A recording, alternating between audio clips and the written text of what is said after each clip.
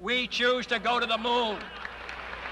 We choose to go to the moon in this decade and do the other things, not because they are easy, but because they are hard.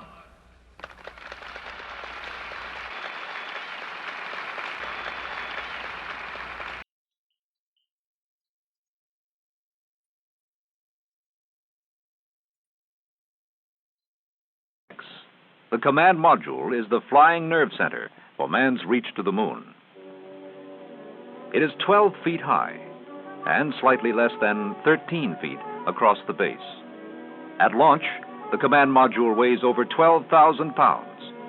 Weight and size are limited, so every feature, every part of the module has a precise role to play. At first glance, the cabin itself seems dominated by 3 crew couches, but there is much more. Each seat is designed to be as comfortable as possible. More important, though, they provide cushioning for the stresses and forces of acceleration and gravity.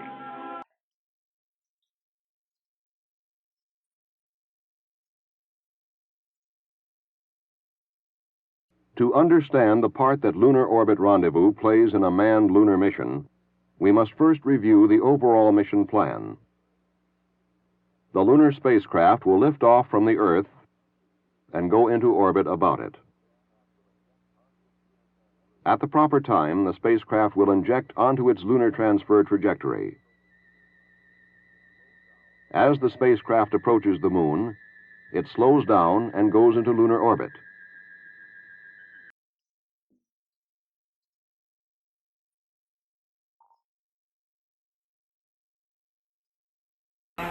To support the transporter and its cargo, engineers designed a special road called the Crawlerway.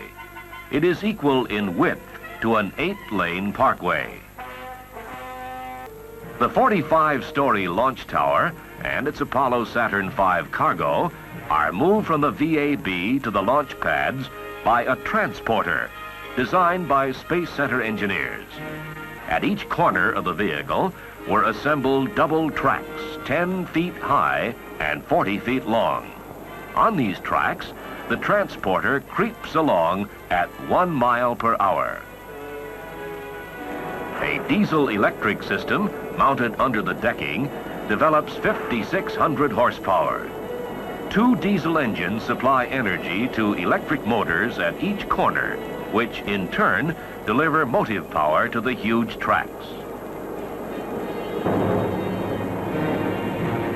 These 5.5 million pound transporters, equal in size to a baseball diamond, are capable of slipping under a mobile launcher, lifting the platform with hydraulic jacks, and moving the launcher to and from the VAB.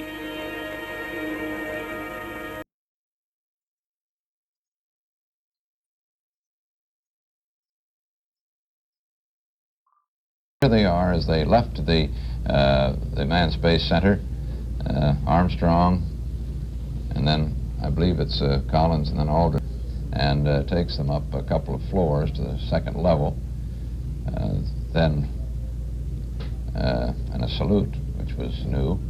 Of the VIPs, they count into the thousands, and they got so, the protocol probably got so difficult that they worked up to VVIPs, that's very, very important persons, and finally worked up to VVVIPs, which is very, very, very important persons. Apollo Saturn Launch Control, we passed the 6-minute mark in our countdown for Apollo 11. Now 5 minutes, 52 seconds and counting. We're on time at the present time for our planned liftoff of 32 minutes past the hour. 1 hour, 4 minutes, and 25 seconds and counting to the launch of Apollo 11 to send men to the moon and hopefully to land there for the first time. A great adventure. We're covering here from Cape Kennedy, Merritt Island, and the Manned Space Center here in Florida. Everything is going well. The astronauts aboard, the weather is good, all systems are checking out, and this final stage of the countdown. Neil Armstrong just reported back. It's been a real smooth countdown. We passed the 50-second mark. Power transfer is complete. We're on internal power with the launch vehicle at this time. 40 seconds away from the Apollo 11 liftoff. Counting. T-minus 15 seconds. Guidance is internal. 12, 11, 10, 9. Ignition sequence starts. 6, 5, 4, 3, 2, 1, 0. All engine running. Liftoff. We have a liftoff. 32 minutes past the hour. Liftoff on Apollo 11. What a moment. Man on the way to the moon. Downrange 1 mile, altitude 3, 4 miles now. This is Houston. You are go for staging. That's for the, that's for dropping the first stage, going to the second stage power. Staging. And ignition. 11 Houston, thrust is go. All engines, you're looking good. Hi, Roger. You're loud and clear, Houston.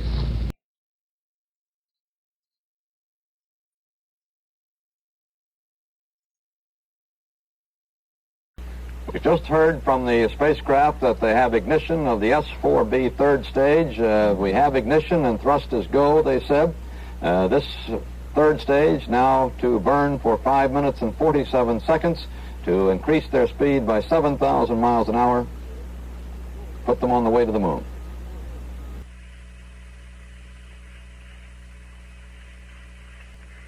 In the beginning, God created the heaven and the earth.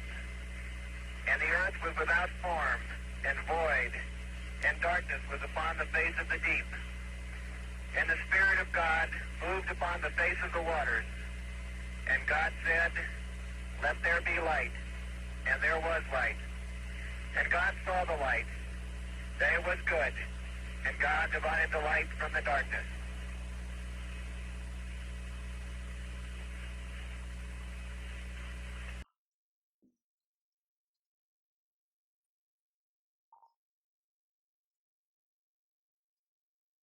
It's very easy to pick out our first initial point. And over this mountain chain, we can see the second initial point, the triangular mountain.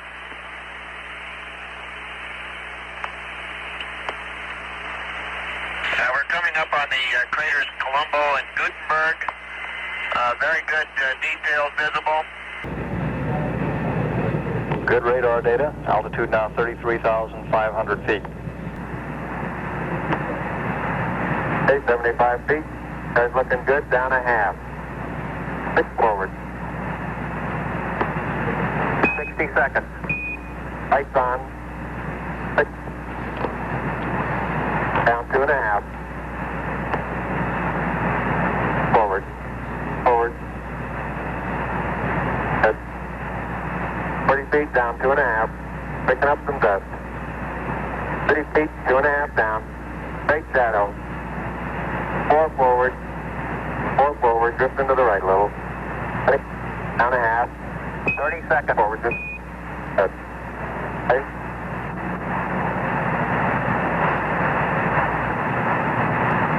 Contact light. We copy you down, Eagle. Houston, Tranquility Base here. The Eagle has landed.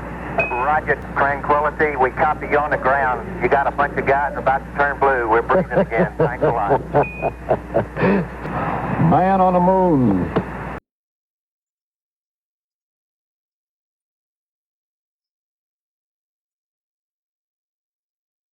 Now we hear from Houston that the crew has completed putting on the space suits and the boots, helmets, and they're now donning their portable life support system, that backpack that carries their oxygen, the cooling liquids, and their communications equipment.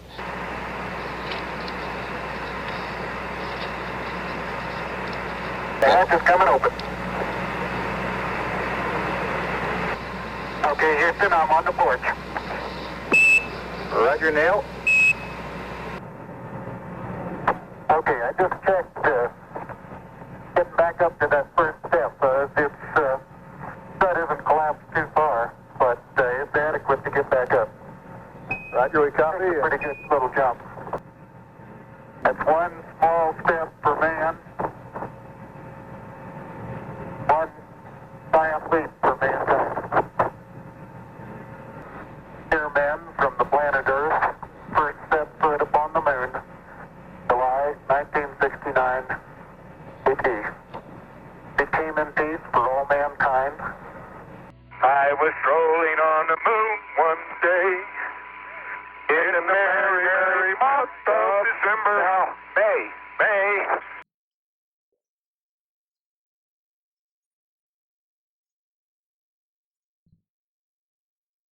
SM engine is armed. 6, 5, 4, 3, 2, 1. 0. This will be indication. What a liftoff. And liftoff. Roger ignition.